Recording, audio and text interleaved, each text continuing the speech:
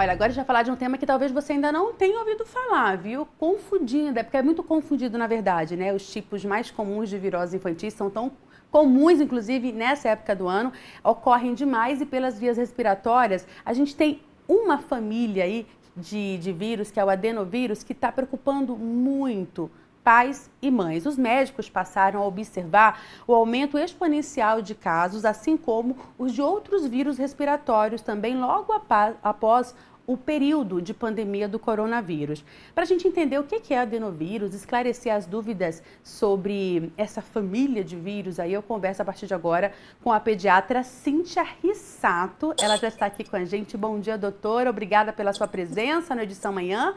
Vamos lá tirar as nossas dúvidas, né? Seja bem-vinda. Muito obrigada. Prazer estar aqui com vocês.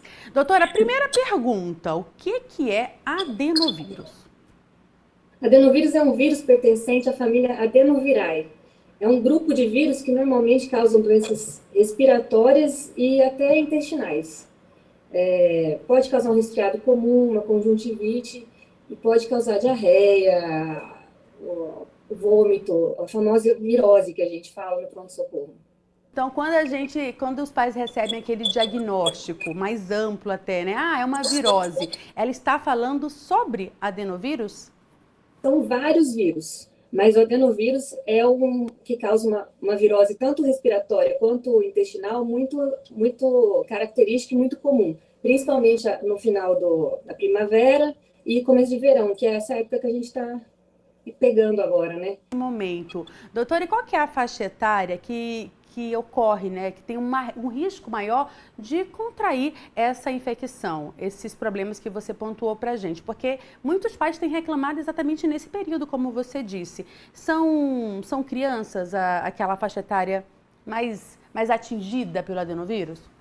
Sim, em teoria, até 10 anos, todo mundo teve contato com esse vírus, mas as crianças que são mais afetadas são os menores de 4 anos. E como são sintomas mais arrastados, a parte respiratória chega a atingir a criança de 2 a 14 dias e a intestinal 3 a 10.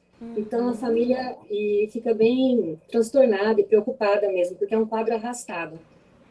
E como você falou, são sintomas bem amplos, mas quais que a gente poderia pontuar até para que os pais fiquem atentos em relação a isso, né, e já corram aí em busca de um atendimento especializado? A parte respiratória, se tiver só uma manifestação respiratória, pode se comportar só como se fosse um resfriado comum ou evoluir para um croup, que é como se fosse uma laringite, uma bronquite, até uma pneumonia.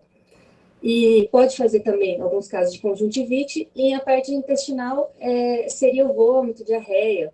E em todos os casos pode ter uma febrinha baixa. E esses sintomas, eles podem ocorrer ao mesmo tempo para complicar ainda mais a situação? Podem sim, bagunçam mais o diagnóstico, deixam a família ainda mais aflita. E o problema, entre aspas, é que o tratamento são só com sintomáticos, porque é vírus, né? E a gente tem que esperar o vírus ter a autorresolução dele com o tempo. Só em casos muito graves, com complicações muito absurdas em pacientes muito deprimidos, que existem casos que tomam antivirais. A maioria dos casos é sintomáticos. É inalação, lavar bem o nariz com soro, antitérmico e se hidratar bastante. Doutor, e como que ocorrem essas infecções, né? Dá para prevenir? O que os pais podem fazer em relação a isso? A parte respiratória, cepa respiratória, é igual a do coronavírus de todas as gripes. É mais por transmissão de contato de mão, de gotículas e tudo mais.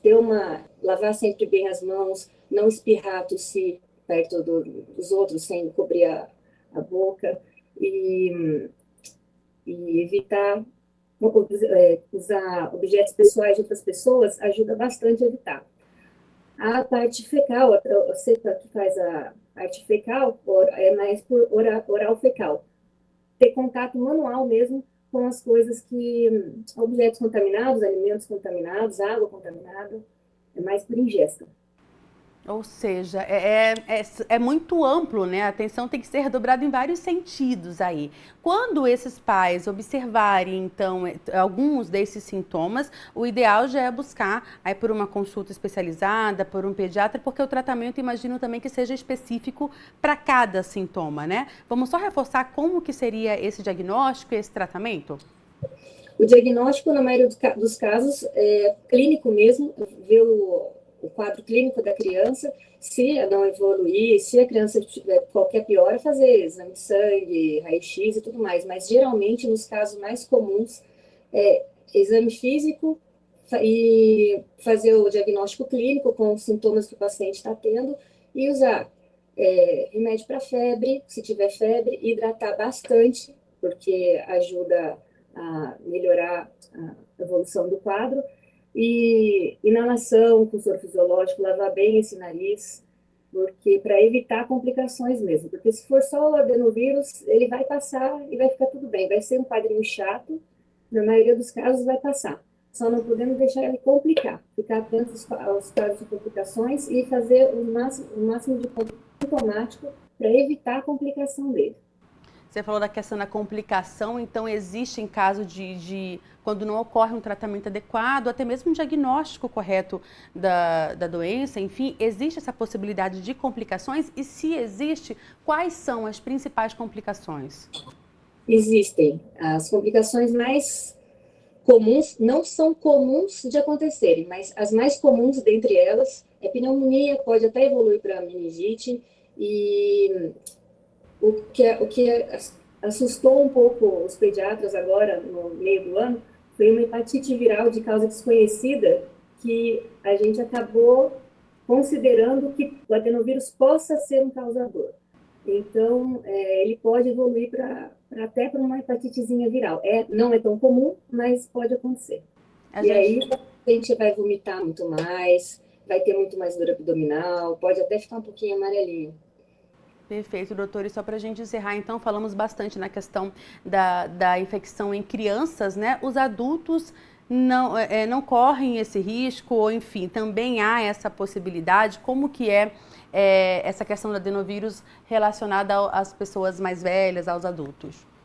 Como são várias cepas do adenovírus, acho que são coisas de até 80 tipos, então todo mundo, até os 10 anos, provavelmente possa ter tido contato com ele. Os quadros piores a menores de 4 anos, mas qualquer um pode ter o tempo todo. Conforme a gente cresce, a nossa imunidade fica melhor, né? Então, geralmente, os sintomas são menores, são mais leves.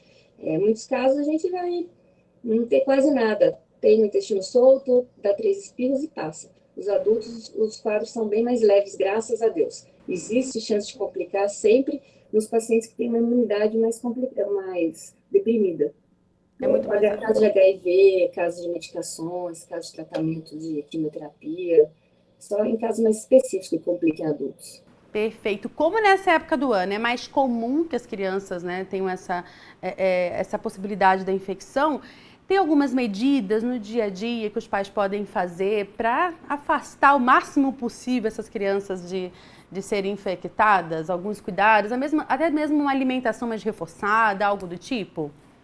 Uma alimentação boa, com mais vitaminas, frutas, verduras, legumes, sempre aumenta a imunidade de todo mundo. Então, é sempre o mais indicado, uma alimentação balanceada. Agora, de transmissão, seriam os cuidados que a gente falou tanto, bateu tanto do Covid mesmo, que é a higienização das mãos, muita aglomeração, se achar necessário, ou se tiver qualquer sintoma, usar a máscara para não transmitir para as outras pessoas também, e ter contato com objetos interpessoais. Se alguém tiver sintomas, com certeza não ter contato com os objetos. Hidratar bastante, sempre. E se tiver qualquer sintoma, descanso e sintomáticos. Tá certo, doutora. Agora sim, muito obrigada pelas informações, pelos esclarecimentos nesse início de semana. Eu conversei com a doutora Cíntia Rissato, ela é pediatra e falou sobre adenovírus aqui no Edição Manhã. Muito obrigada, ótimo dia, doutora. Obrigada.